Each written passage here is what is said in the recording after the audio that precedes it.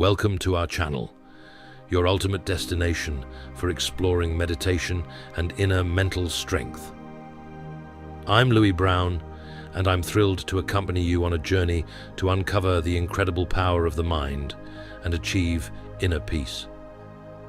On our channel, we are dedicated to bringing you inspiring talks from top speakers in the fields of meditation and mental strength development.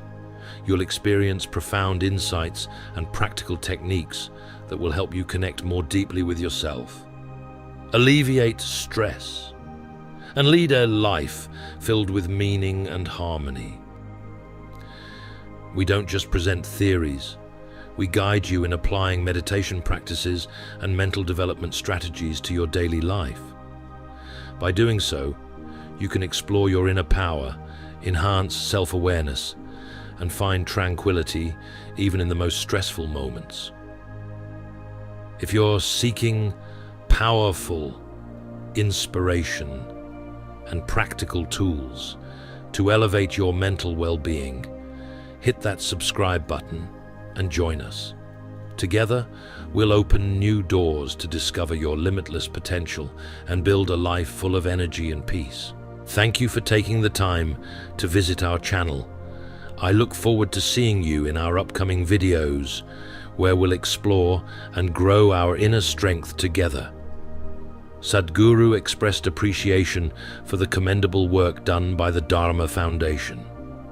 He mentioned that for thousands of years, a period much longer than anything else on this planet, this wisdom and dimension of understanding have existed without any formal organization, leadership, or support from external institutions, purely because of their own effectiveness.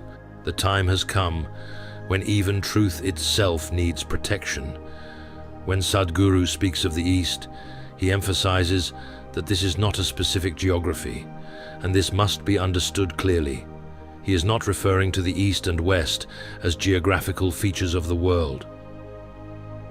Many great minds in America have spoken with respect and admiration for what is called Eastern wisdom. Thoreau, one of the greatest minds America has produced, said that every morning he bathes his intellect in the vast and immense knowledge from the East. In comparison, he found modern literature and the world around him small and trivial. Sadhguru thinks Mark Twain probably gave the highest praise to the East when he visited India for over 3 months. Twain said that anything humans or God can accomplish has already been done in this land. There have been many others, like Oppenheimer, Walden, and Emerson, who have shared similar sentiments. Sadhguru questions why this is important. Why is it so crucial to preserve and nurture this dimension of life? The fundamental reason it seems so significantly different is that it is not a product of human intellect. These insights are not derived from intellectual reasoning. This dimension stems from deep internal experiences, where there is no right or wrong, no above or below, just the ability to perceive things as they truly are. When he speaks of Dharma, Sadhguru clarifies that he's not referring to a religion, as modern translators mistakenly associate Dharma with Hinduism or any specific religion. This misunderstanding arises from a mindset that believes people must belong to some group in humanity.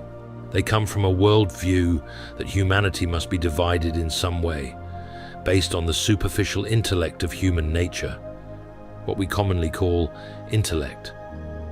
Unfortunately, modern societies and educational systems are completely dedicated to human intellect, ignoring other dimensions of intelligence that undeniably exist within us. The nature of intellect is always to divide and fragment, because intellect is inherently a tool of discrimination, and intellect always operates with a certain identity. Without identity, one cannot engage their intellect.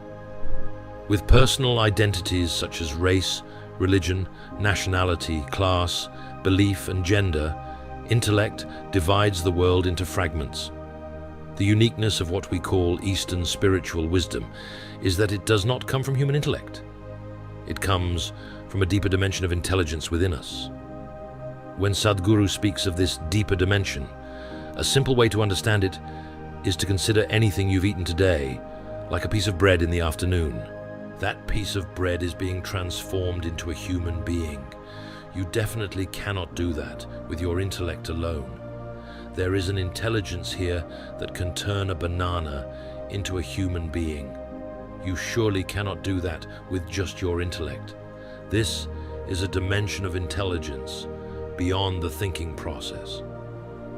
Thinking, or the product of intellect, always works with limited data that we've gathered.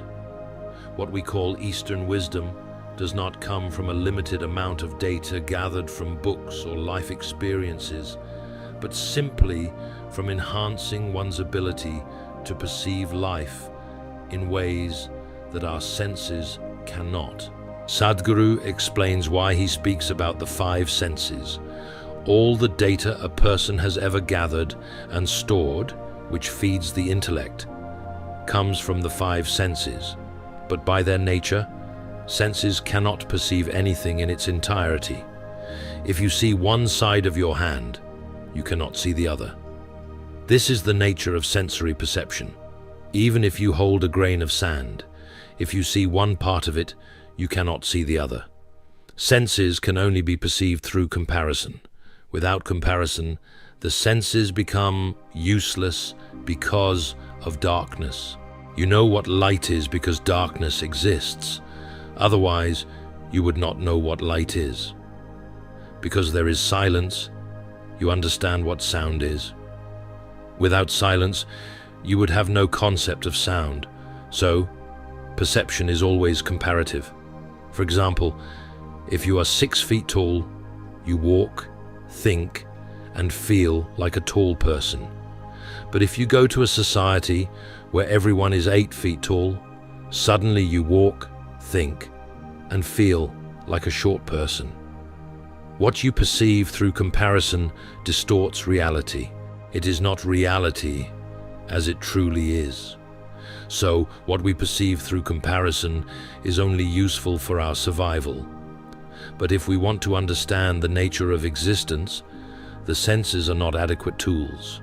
Sadhguru raised the question of how what one person perceives as light could be darkness to many other creatures. He encouraged thinking about arguing with an owl, asking what would be light and what would be darkness in that debate. He emphasized that it would be an endless argument with no absolute right or wrong. If someone were to say that both sides are right, it could be that they are a diplomat or in a successful marriage because they've learned to say that both are correct. He explained that believing everything is right is the foundation of many problems in the world. Sadhguru pointed out that humans perceive things based on what is necessary for their survival, just as the owl perceives things based on what is necessary for its survival. If survival is all someone seeks, their 5 senses and intellect are sufficient. But if one wishes to understand the nature of existence and the fundamental laws or dharma that govern life, both inside and outside, they need an internal awareness or a different dimension of intelligence within. Otherwise, they will simply fragment the world into many pieces. Sadhguru stressed that in the name of religion, humanity has been divided into parts because intellect has led to each person's own conclusions or inferences, resulting in division. Intellect, by nature a sharp knife, can only analyze. Through analysis, some things can be known, but to understand a person you love, you can't just analyze them. You need to embrace them. Analysis may help you know about the organs within the body, but it cannot truly understand the person, losing the essence of who they are. Sadhguru explained that analysis is the way of the intellect, as it is a sharp tool that opens and dissects everything. but the East has discovered another path through the depth of experience. One can understand life by turning inward. When Sadhguru speaks of turning inward, he points out that the five senses are usually outward facing. While you can see what is around you, you cannot turn your eyes inward and scan within yourself. You may feel an ant crawling on your hand, but you cannot sense the blood flowing throughout your body because the senses are outwardly oriented. When relying solely on the intellect, one is also bound by the limitations of the five senses. In this context, Eastern wisdom is significant because it has transcended sensory perception and learned to feel life in an entirely different way. Sadhguru explained that in English, when we talk about the mind, there is only one word to describe everything. But in yogic culture, there are 16 parts of the mind, 16 dimensions of the human mind. If he were to explain all 16 parts, it would take a long time, so he narrowed it down to 4: Buddhi, Ahankara, Manas, and Chitta. Buddhi refers to intellect. Today, the modern world is largely driven by intellect. With this, people can do many things externally and continue improving the comfort and conveniences of life. Humans have excelled in comfort and convenience. No generation before has experienced such luxury. However, at the same time, people complain more than ever because as external comfort increases and there's less to complain about externally, the internal emptiness echoes more profoundly. When someone is struggling for survival and dealing with daily external problems, they don't notice this. But when everything on the outside is settled, that's when they feel how empty life is inside. The biggest question in the world over the next few decades will be, what are we doing here? Because all the external issues have been addressed, so what comes next? With 2 billion people on the planet, loneliness is becoming one of the biggest problems. People are turning to dogs to meet their loneliness needs, because the more dependent they become on intellect, the lonelier they become. Intellect continues to divide and cut life into many pieces for analysis. And after a while, people find themselves fragmented into pieces. Sadhguru explained that if a person lives solely through intellect, the next part of the mind is called Ahankara. Typically, Ahankara is understood as ego or self, but in reality, it means identity. When a person identifies with something, their intellect will work solely to protect that identity, no matter what. Whether it's how they think about their nation, race, culture, religion, or gender, once their identity is firmly set, their intellect will only work to protect it. This is a form of prejudice. Someone might say they don't have prejudice, that they are very open-minded. But in reality, that is just a broader prejudice. People are willing to live and die for what they identify with. The nature of intellect is that if you take away its identity, it won't know what to do. It requires a strong identity, a firm sense of who I am. If you ask, who am I? Your intellect cannot function. You must know who you are with the strong conviction that this is who I am. Only then does your intellect operate in a certain way. The intellect is like a sharp knife, and Ahankara, or identity, is the hand that holds that knife. Sadhguru raised the question of how what one person perceives as light could be darkness to many other creatures. He encouraged thinking about arguing with an owl, asking what would be light and what would be darkness in that debate. He emphasized that it would be an endless argument with no absolute right or wrong. If someone were to say that both sides are right, it could be that they are a diplomat or in a successful marriage, because they've learned to say that both are correct. He explained that believing everything is right is the foundation of many problems in the world. Sadhguru pointed out that humans perceive things based on what is necessary for their survival, just as the owl perceives things based on what is necessary for its survival. If survival is all someone seeks, their five senses and intellect are sufficient. But if one wishes to understand the nature of existence and the fundamental laws or dharma that govern life, both inside and outside, they need an internal awareness or a different dimension of intelligence within. Otherwise, they will simply fragment the world into many pieces. Sadhguru stressed that, in the name of religion, humanity has been divided into parts because intellect has led to each person's own conclusions or inferences, resulting in division. Intellect, by nature a sharp knife, can only analyze. Through analysis, some things can be known. But to understand a person you love, you can't just analyze them, you need to embrace them. Analysis may help you know about the organs within the body, but it cannot truly understand the person, losing the essence of who they are. Sadhguru explained that analysis is the way of the intellect, as it is a sharp tool that opens and dissects everything. But the East has discovered another path through the depth of experience. One can understand life by turning inward. When Sadhguru speaks of turning inward, he points out that the five senses are usually outward facing. While you can see what is around you, you cannot turn your eyes inward and scan within yourself.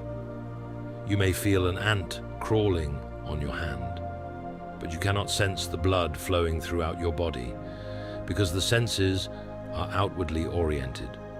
When relying solely on the intellect, one is also bound by the limitations of the five senses. In this context, Eastern wisdom is significant because it has transcended sensory perception and learned to feel life in an entirely different way. Sadhguru explained that in English, when we talk about the mind, there is only one word to describe everything. But in yogic culture, there are 16 parts of the mind, 16 dimensions of the human mind. If he were to explain all 16 parts, it would take a long time. So he narrowed it down to 4: Buddhi, Ahankara, Manas, and Chitta. Buddhi refers to intellect. Today, the modern world is largely driven by intellect. With this, people can do many things externally and continue improving the comfort and conveniences of life. Humans have excelled in comfort and convenience. No generation before has experienced such luxury. However, at the same time, people complain more than ever, because as external comfort increases and there's less to complain about externally, the internal emptiness echoes more profoundly. When someone is struggling for survival and dealing with daily external problems, they don't notice this. But when everything on the outside is settled, that's when they feel how empty life is inside. The biggest question in the world over the next few decades will be, what are we doing here? Because all the external issues have been addressed. So what comes next? With 2 billion people on the planet, loneliness is becoming one of the biggest problems. People are turning to dogs to meet their loneliness needs because the more dependent they become on intellect, the lonelier they become. Intellect continues to divide and cut life into many pieces for analysis. And after a while, people find themselves fragmented into pieces. Sadhguru explained that if a person lives solely through intellect, the next part of the mind is called Ahankara. Typically, Ahankara is understood as ego or self, but in reality, it means identity. When a person identifies with something, their intellect will work solely to protect that identity, no matter what. Whether it's how they think about their nation, race, culture, religion, or gender, once their identity is firmly set, their intellect will only work to protect it. This is a form of prejudice. Someone might say they don't have prejudice, that they are very open-minded. But in reality, that is just a broader prejudice. People are willing to live and die for what they identify with. The nature of intellect is that if you take away its identity, it won't know what to do. It requires a strong identity, a firm sense of who I am. If you ask, who am I? Your intellect cannot function. You must know who you are, with the strong conviction that this is who I am. Only then does your intellect operate in a certain way. The intellect is like a sharp knife, and ahankara, or identity, is the hand that holds that knife. Sadhguru questioned the nature of suffering in the world, pointing out that almost none of it comes from external sources. When was the last time someone stabbed you? Even if you live in LA, when did that last happen? It might never have happened. It might only have occurred back in school, when someone poked you with a pin, or even that may not have happened. They might have ignored you. His point is that much of human suffering actually comes from within ourselves. It is like a sharp knife given to you, but with an unsteady hand, you end up cutting yourself each day. You can call it stress, anxiety, fear, or pain. Whatever you call it, what is happening is that your own intelligence is working against you. That's all there is to it. Unless someone stabs you from the outside, that's a different issue, and it needs to be dealt with differently. Otherwise, it's your own intelligence turning against you. You might blame many things, your mother-in-law, your boss, your neighbor, but they don't stab you. They only say what they want to say. You are stabbing yourself because your hand is unsteady. Sadhguru emphasizes that intelligence cannot function without a repository of memories, and what is called manas is this memory storehouse. There are 8 dimensions of memory, and although he does not go into detail, he mentions that there are conscious and unconscious memories. Genetic memory also exists. Even if you don't remember what your great-grandfather looked like, his nose is still present on your face. How your ancestors lived millions of years ago is still remembered by your body. Genetic and evolutionary memories influence you. Manas is not confined to one place, but spans throughout the body, with each cell having its own memory and intelligence. The 4th dimension of intelligence, known as chitta, is a dimension of intelligence unaffected by memory. When you touch this dimension, memories no longer influence you. Genetic memory, evolutionary memory, conscious memory, unconscious memory, any kind of memory, no longer affects you. In other words, the past cannot replay through you. At this moment, you are in this form because of some kind of memory. Like software, if you eat a piece of bread, if you are a man, that piece of bread turns into a man. If you are a woman, it turns into a woman. If you feed it to a dog, it turns into a dog. Bread is quite intelligent. The memory within your body can transform everything in such a way. Therefore, this dimension of intelligence, chitta, is unaffected by any type of memory. It is pure intelligence, transcending human limitations, form, gender, culture, and all influences, all of which are memories within you, even if unconscious, manifesting in various ways. Sadhguru explains that as long as memories exist, it means one is in a state of samsara. In India, this is known as samsara, meaning a life of reincarnation.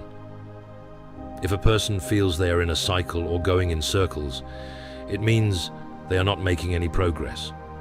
The cycle is beneficial for exercise, but if one wants to get somewhere, the cycle is of no use. If one places a treadmill here, and continues to run on it, morning will turn into evening, autumn will turn into winter, and winter will turn into summer. Everything will change, the seasons will change, but the person will go nowhere. This is what samsara means. As long as one operates within the first 3 dimensions of intelligence, they are still in a cyclical mode. This is useful for exercise, but does not help them progress. To transcend the samsara nature of human existence, or the cyclical nature of one's existence, one needs to access the dimension of intelligence known as chitta. Sadhguru explains why Eastern intelligence is significant and why Eastern Dharma is meaningful. Because it comes from chitta, not from buddhi, manas, or ahankara. Only something not arising from personal identity or personal memory can truly be universal. Sadhguru also points out that Sanatan Dharma does not refer to Hindu religion, but to the ultimate law of nature. When speaking of nature, there are 2 dimensions: physical nature and inner nature. There are 2 dimensions of this, and thus 2 dimensions of law have been created. Physical nature is always changing and moving, but inner nature is a continuous process. Therefore, 2 dimensions of expression have been created for this law, one that is constantly updated for each generation and one that is eternal. No one has the authority to change the eternal aspect because it cannot be changed. The fundamental principles of life do not change. Sadhguru recounts a story about a bishop in the Greek Orthodox religion. Although the bishop was very orthodox and rigid, he longed to meet a real sage in India. After climbing a hill and meeting a sage, he asked, "What is life?" The sage replied that life is like the fragrance of jasmine in the spring breeze.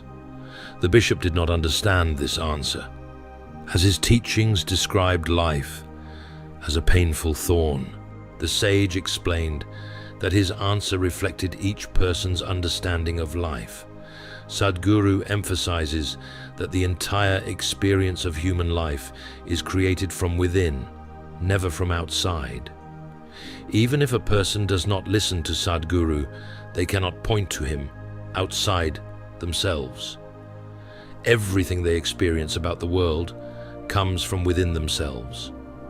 When the entire experience of life is created from within, it should at least unfold in a way that aligns with their desires.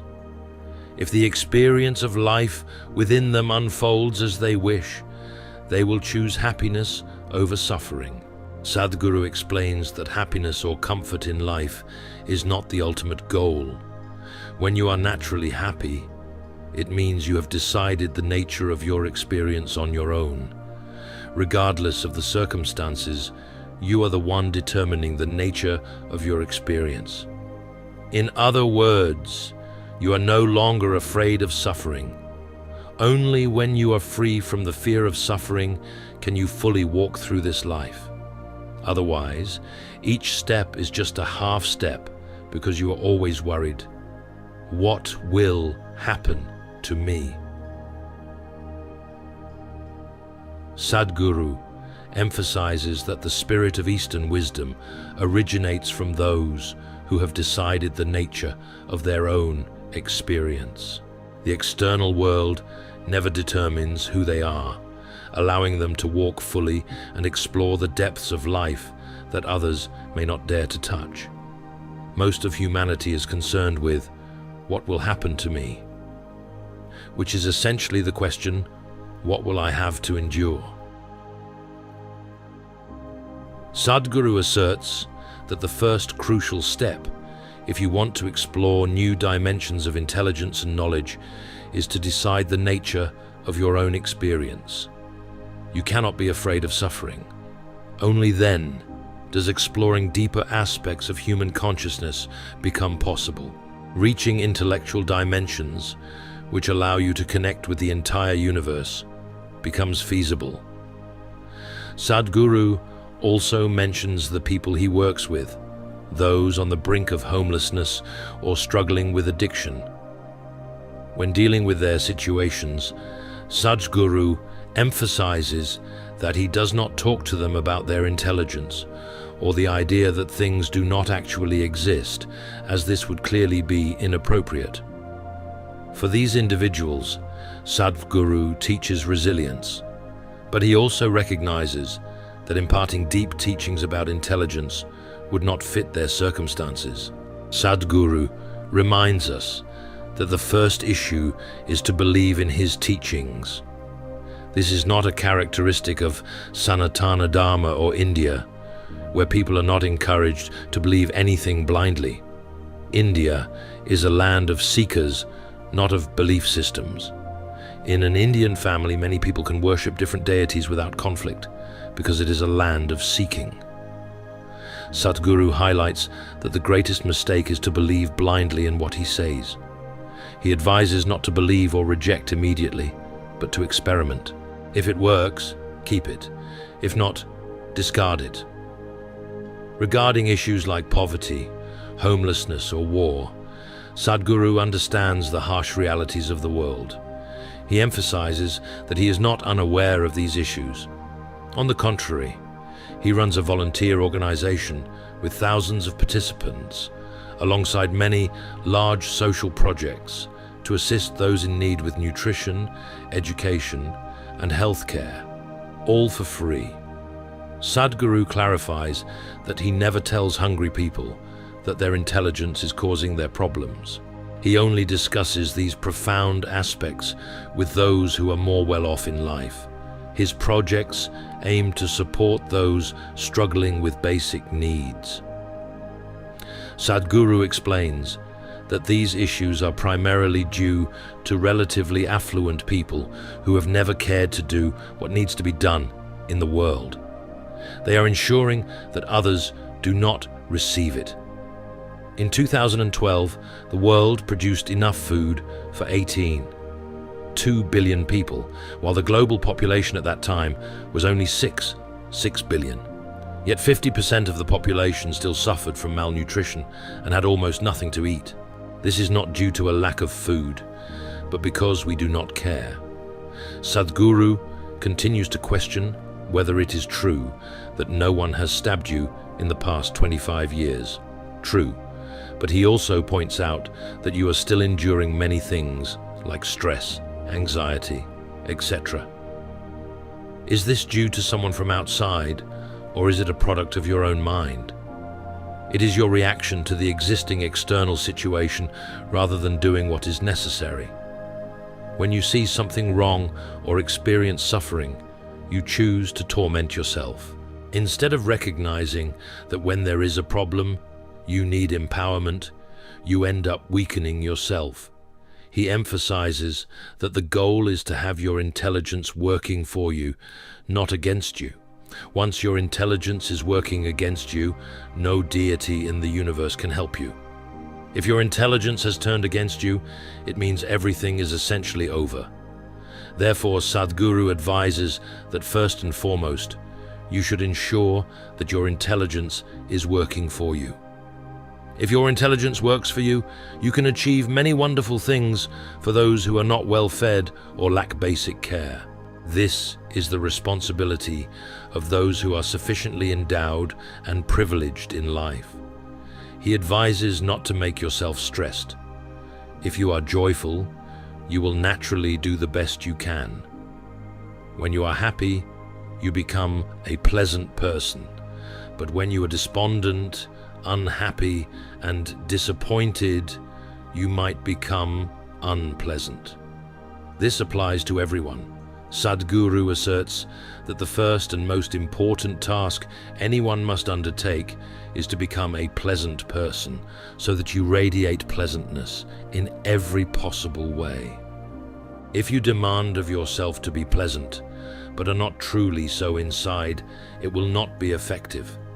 He also points out that we have created an educational system and philosophy where we believe that humans are fundamentally flawed, or that creation is flawed, and we continue to try to fix it. Instead of focusing on life, we propose philosophies and theories. According to Sadhguru, philosophy is merely explanations for things that cannot be explained. If you want to understand life, you must pay attention to it. He compares the human body to the most sophisticated machine on the planet, and you need to understand how it works if you want to use it effectively. Even with a simple device like a phone, the more you know about it, the more efficiently you use it. Awareness, according to Sadhguru, is not an achievement or a milestone. It is simply an awareness of things that have always existed, but that you previously did not notice. Sadhguru begins with an apology and acknowledges that what he is about to say might surprise listeners. He mentions that although he lives in India and fragments of truth are always hovering around, he himself has never truly studied it in any way. When Arjuna asked Krishna about the nature of the truth Krishna referred to, Krishna only smiled and replied that the highest truth about each person's life is right at the tip of their nose. Sadhguru then emphasizes that many schools of yoga focus on the tip of the nose, but he warns that if one tries to do that for 2 minutes, they will end up with a headache, not enlightenment. What Krishna meant is that the most obvious truth is right in front of everyone's eyes, but the problem is that all human sensory tools are directed outward, while the basic experience of each person is within. Sadhguru continues to stress that everything necessary for human survival is already integrated. He explains that if a newborn is left in the forest without human guidance, when food appears, the baby will instinctively know to put it in its mouth, without trying it with its ears or nose first. This demonstrates that human senses play a role in ensuring survival. However, if one wants to know more, one must make an effort. He gives the example of learning to write the alphabet as a child, which was once challenging. However, due to effort, people can now write without much thought. Sadhguru concludes that anything beyond survival requires effort, and without the necessary effort, it will not happen. Sadhguru also emphasizes that although there are ways to perceive the inner self, unfortunately, most people do not make the effort. He notes that this technology has been simplified, much like physical science. He compares this process to combining 2 parts hydrogen and 1 part oxygen, which will always produce water. Similarly, the yoga methods he introduces will produce corresponding results if done correctly. He stresses that anyone, whether a great scientist or an ordinary person, can achieve the same results if they follow the prescribed steps. Therefore, he encourages people to spend about 30 to 32 hours focused on developing a tool to turn inward.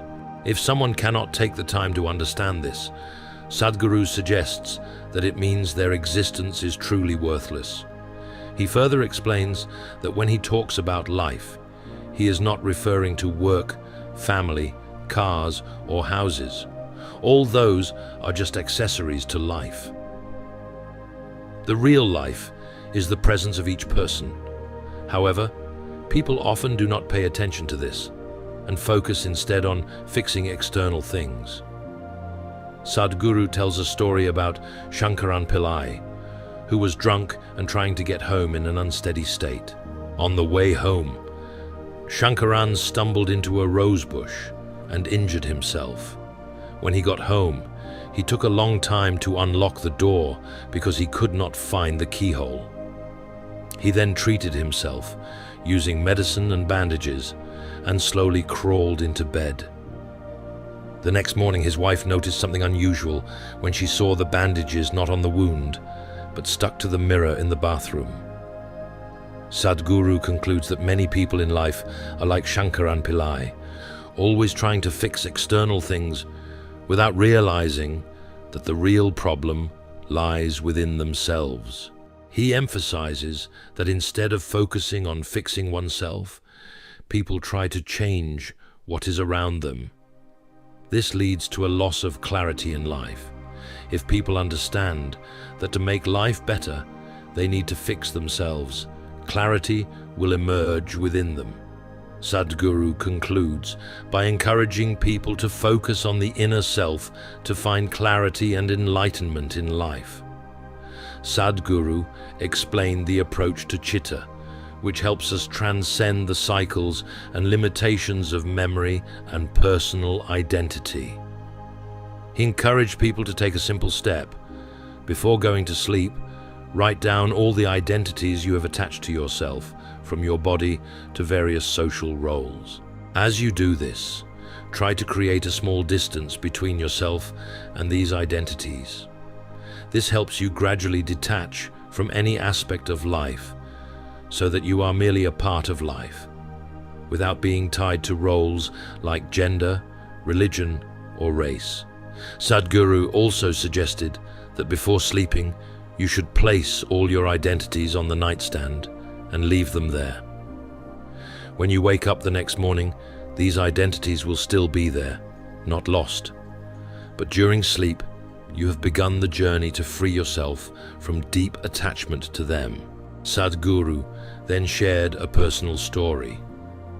When he was about 4 years old, he realized he knew nothing about the world around him. He could understand the uses of objects, like how water could quench thirst, but he did not know the true nature of water. This led him to spend hours just staring at a glass of water or a dry leaf with absolute attention. Sadhguru's parents, especially his father, a doctor, worried that he had psychological issues because he often stared at objects without blinking. At school, he continued to pay intense attention to the teacher, but after a while, he realized that the teacher was merely making sounds, and the meaning of those sounds was something he created in his mind. Sadhguru recounted that his education did not follow traditional methods. He never opened his report cards, but just handed them to his father because he did not care about grades. He received poor grades because he often submitted blank papers in tests, due to having too many questions in his mind that no one could answer. Sadhguru emphasized that on the journey of life, things that are not understood require more attention. He told a story about a school where everyone was proud of having trained federal ministers, cricket stars, and film celebrities. But when he, the only mystic among them, was invited to speak, they felt it was necessary for him to visit. So he went. Standing in front of the old buildings, he remembered a class from when he was young, around 13 years old. One afternoon, when the teacher was trying to get feedback from him on a question, Sadhguru heard sounds but could not make out the words. After a while, he no longer heard the sounds or saw the shapes of people, but only saw strange images. He knew the past, present, and future of the people, but could not understand what they were saying. He perceived their lives more clearly than they did, but still could not answer the teacher. After a period, the teacher became frustrated and shook Sadhguru, even suggesting that he might be a deity or a demon. However, Sadhguru did not feel offended, only more confused. He began to question whether he was a deity or a demon. Unable to find an answer, Sadhguru turned inward to explore himself. One day, while meditating with his eyes closed, he realized that 13 days had passed, though he felt it was only 25 to 30 minutes. A crowd had gathered around him, bringing garlands and asking strange questions, but he was completely bewildered. Sadhguru realized that the concept of self and not self had blurred.